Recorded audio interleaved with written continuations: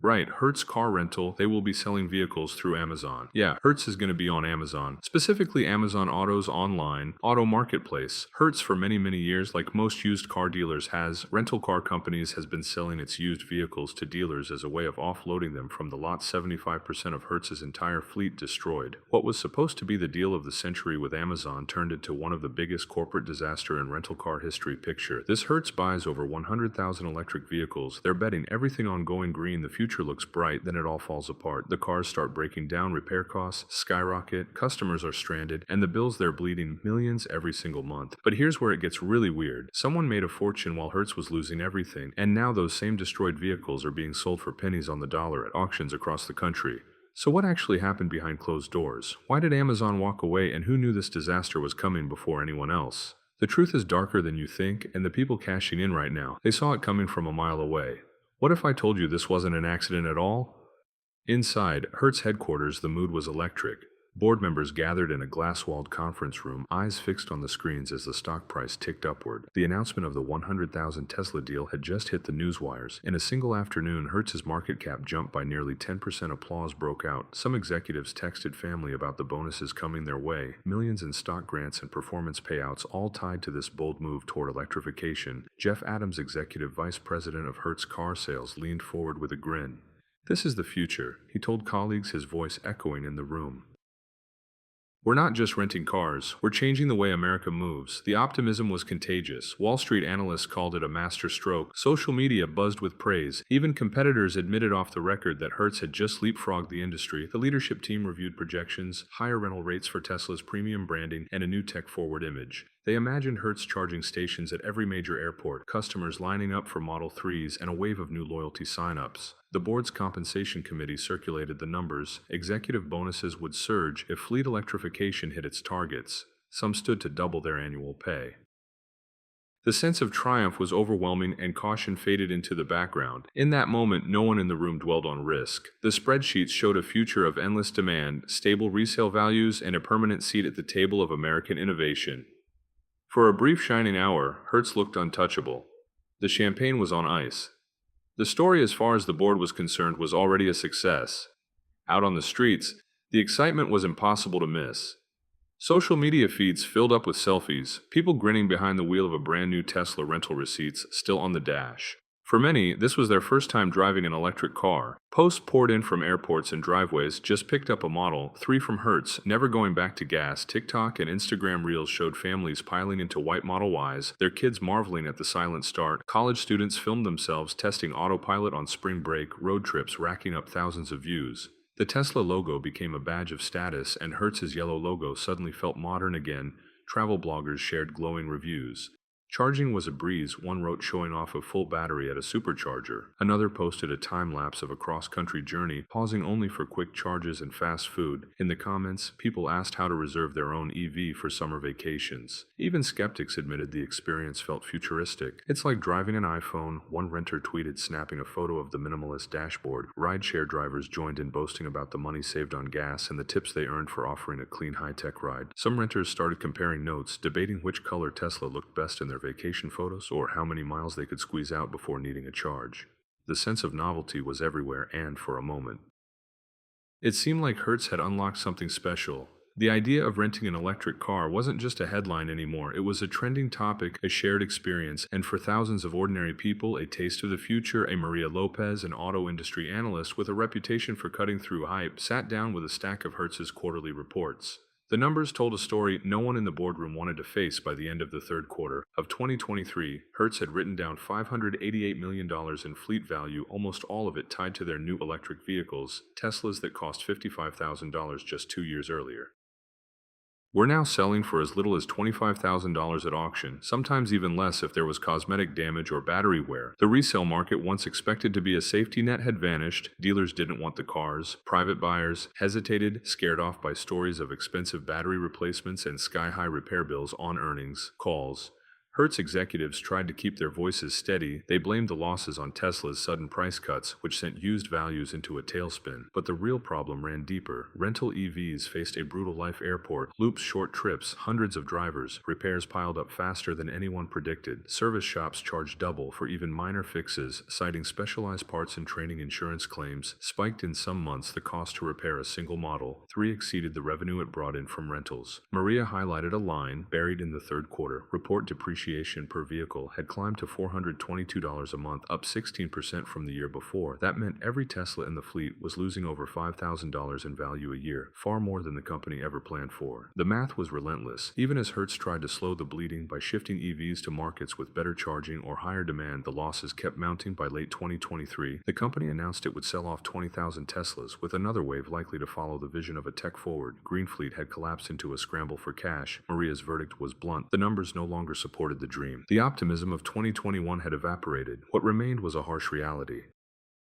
Thousands of nearly new electric cars worth less than half their sticker price flooding the market with no easy way out. The pain wasn't limited to electric cars. High-end SUVs, once the pride of the Hertz fleet, began tumbling down the price ladder just as fast.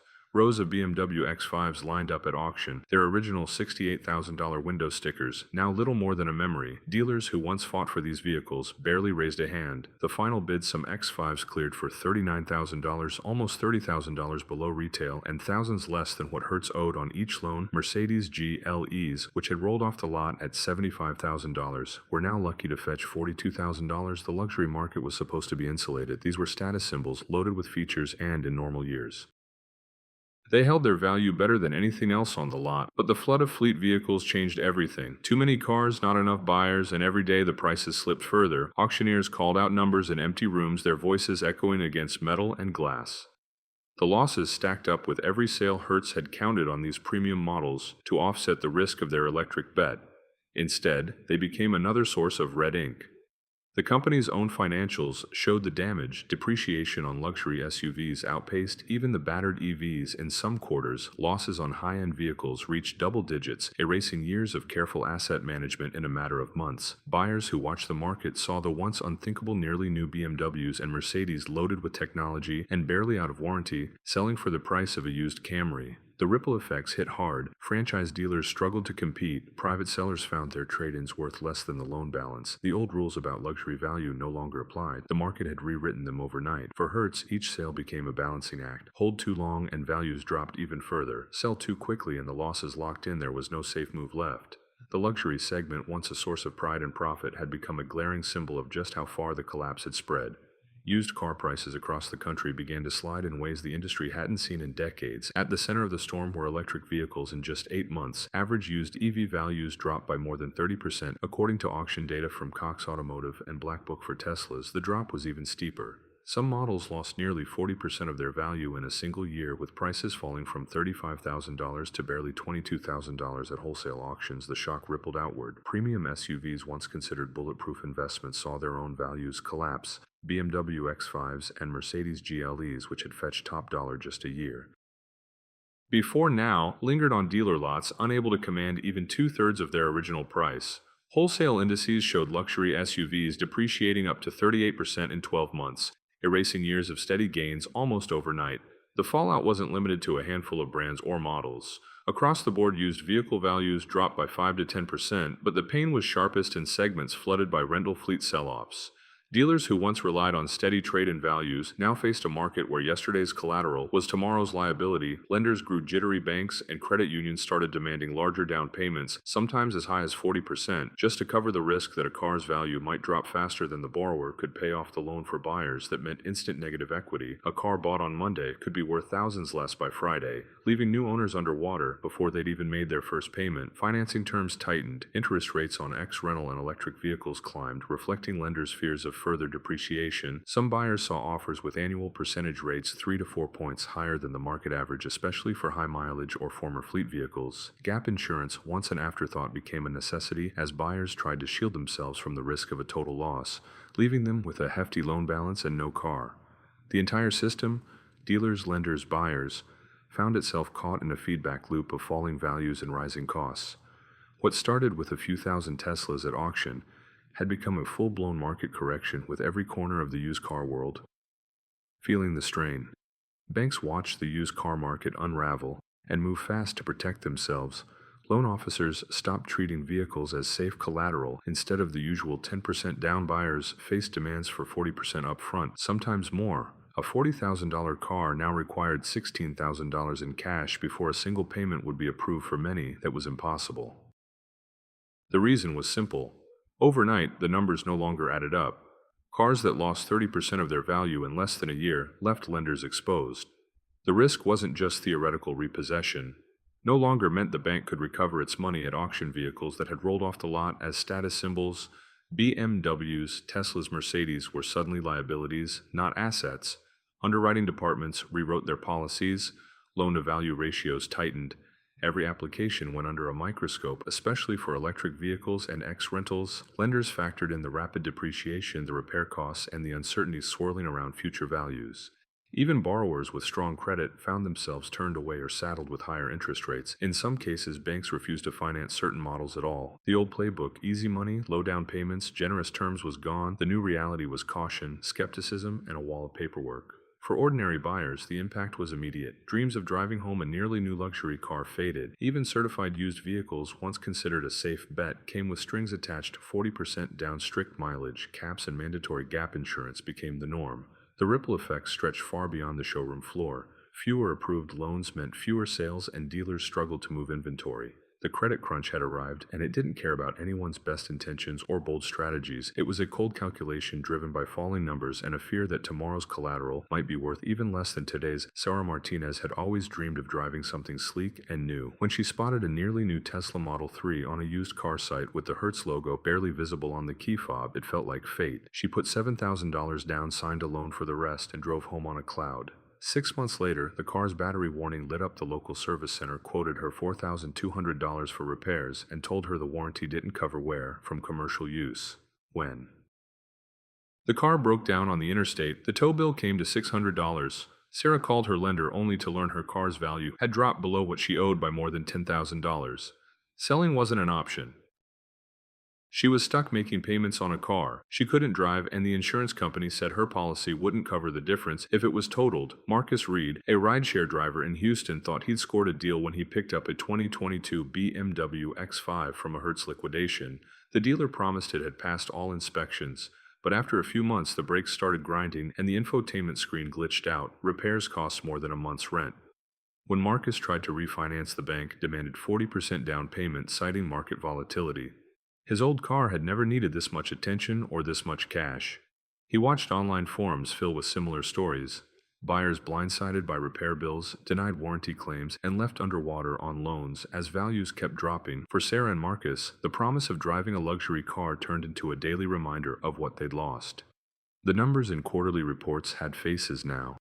Families juggling bills, workers stranded by a flat battery, buyers learning the hard way that a low price can hide a world of risk. Their stories echoed across the country, one tow truck and repair invoice at a time. Every ex-rental car carries a history, but the ones pouring out of Hertz's liquidation have stories written in worn tires, chipped paint, and service records thick with repairs.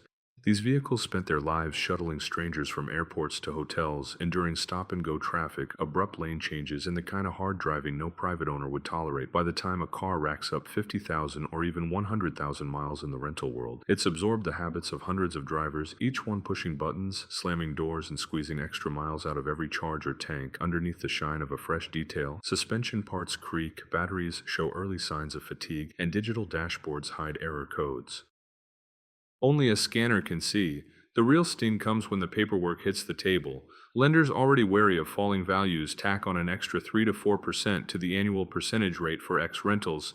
Insurance companies insist on gap coverage, knowing there's a good chance the car's value will drop below the loan before the first year is out. For buyers, that means higher payments and more risk. If the car is totaled, gap insurance is the only thing standing between a $10,000 shortfall and a mountain of debt. Without it, a single accident or theft could leave an owner paying for a vehicle that's already gone. Every dollar saved on the sticker price can vanish in a single repair bill. Warranty coverage often excludes commercial use wear, and routine maintenance turns expensive fast, especially on high-mileage electric vehicles with batteries and drivetrains that degrade faster under rental stress.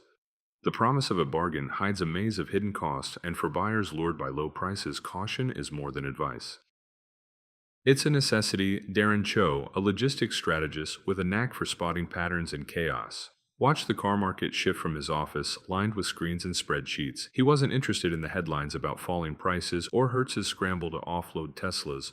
What caught his eye was the quiet, methodical advance of Amazon into the world of car sales, a move that seemed almost invisible to those fixated on the drama of liquidations and auctions. Amazon Autos was never about flashy launches or dealership showdowns. Instead, it was built on the foundation of over 200 million Prime member profiles, each one a living, breathing stream of data.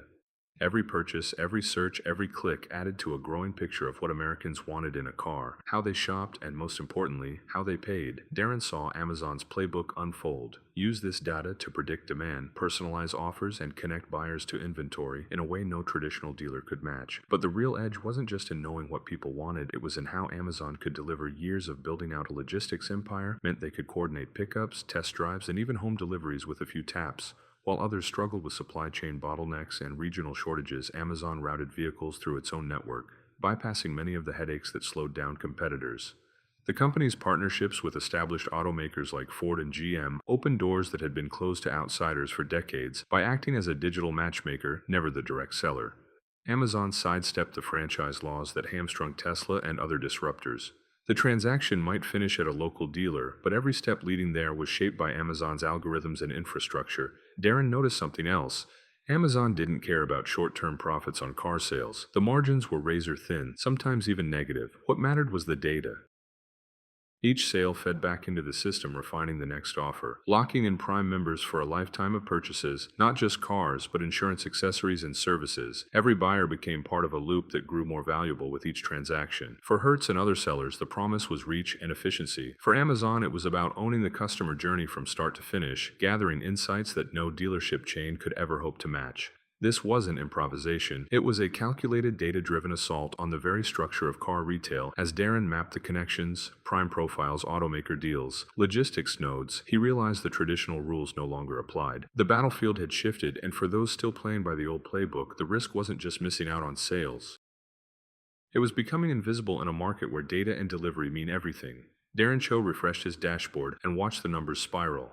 The promise of Amazon's seamless logistics ran headfirst into reality. The moment Hertz's inventory went live within 48 hours, fulfillment centers were jammed with vehicles waiting for inspection, some double parked in lots meant for half as many cars buyers who clicked "Buy Now."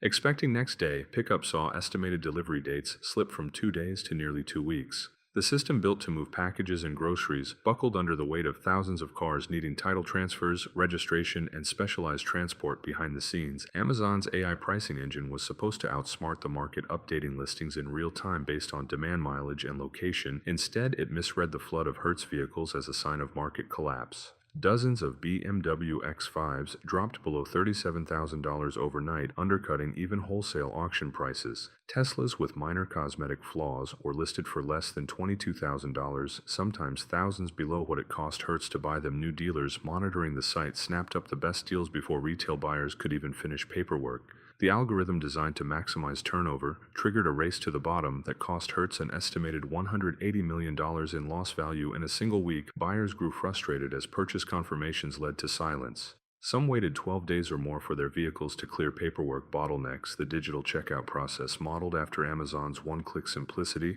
stumbled over state-by-state titling requirements and mismatched VIN records. Customer service lines lit up with complaints. Cars not ready, appointments rescheduled, pricing errors that vanished after checkout, social media filled with screenshots of too good to be true deals, some of which were quietly canceled when the system caught up to its own mistakes. Inside Hertz, the sales team scrambled to patch the leaks. Inventory managers tried rerouting vehicles between fulfillment hubs, but the backlog only grew. Amazon's logistics playbook, so effective for boxes and furniture, couldn't keep pace with the complexity of used cars changing hands across state lines. Darren tracked the fallout in real time: lost revenue, angry customers, and a mounting sense that the digital revolution had hit a wall. The plan to reinvent car sales with data and speed had backfired, and for the first time, both companies saw just how fragile their new alliance could be. A new storm swept through the auto industry, not from a factory floor, but from a checkout button. Amazon's $290 a month car subscription landed like a bombshell. For less than the cost of a single car payment in most cities, drivers could access a rotating fleet of late model vehicles, all managed by Amazon's algorithms and logistics teams.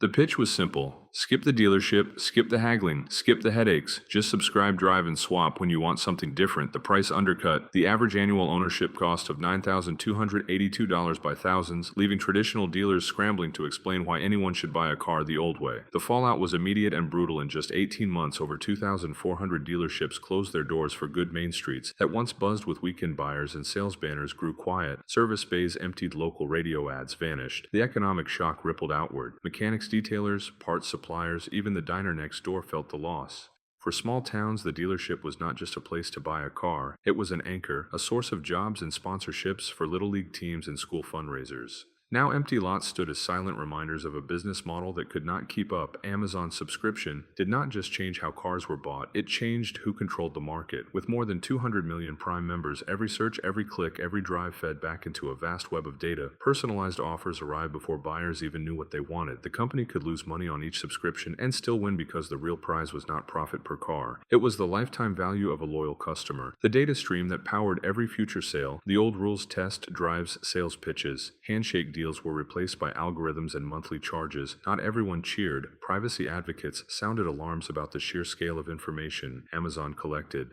Every route driven, every destination logged, every preference tracked and analyzed. For some, the convenience felt like a bargain. For others, it felt like something far more costly, but the tide was impossible to stop. The extinction event for dealerships had arrived, not with a bang, but with a subscription renewal email and an empty parking lot where the showroom used to be.